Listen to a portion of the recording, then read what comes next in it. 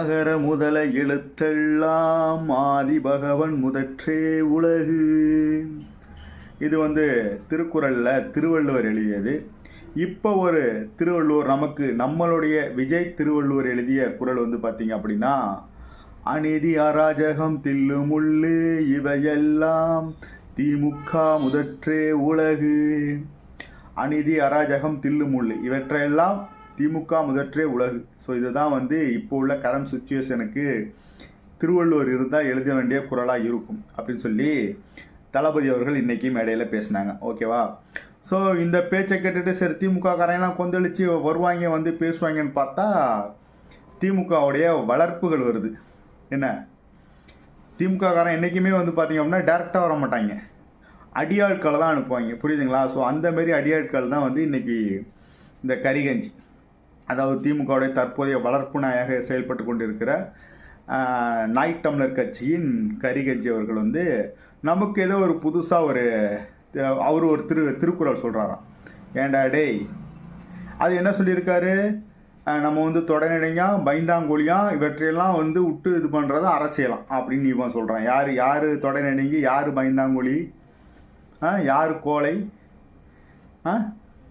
பாலியல் வழக்கில் போய் யாருக்கும் தெரியாமல் போய் மன்னிப்பு கேட்டவன் அவங்க அண்ணன், அவன் பயந்தாங்கோழி.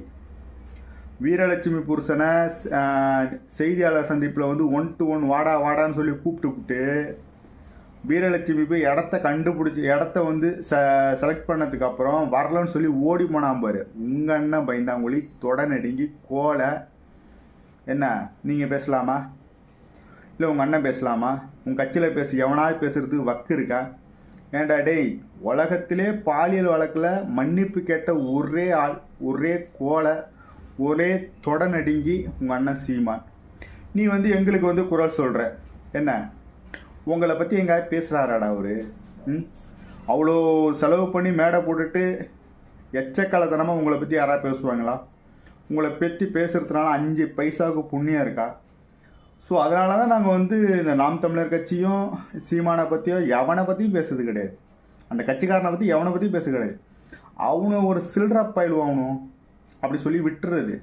லெஃப்ட் ஹேண்டில் டீல் பண்ணிட்டு போயிட்டு இருப்பாரு. இவனோ தான் என்னமோ நானூறு ரவுடி தான் அப்படிங்கிற மாதிரி வாண்டடாக வண்டியில் ஏறுறாங்க. என்ன, உன் கட்சியை பற்றி பேசினா நீ பதில் சொல்லு, திமுக காரனை பற்றி பேசினா நீ எதுக்கு பதில் சொல்கிற? அப்போ அதனால தானே சொல்கிறோம், நீ திமுகவோட பெட்டி வாங்கிட்ட, திமுகவோட வளர்ப்பு நாயா சீமான் இப்போ இருக்கிறான் அப்படிங்கிறது அதுக்காக தான் சொல்கிறோம், வேறு எதுக்காக சொல்கிறோம்? திமுக அடித்தா திமுக வரட்டும்டா, நீ ஏன்டா வர?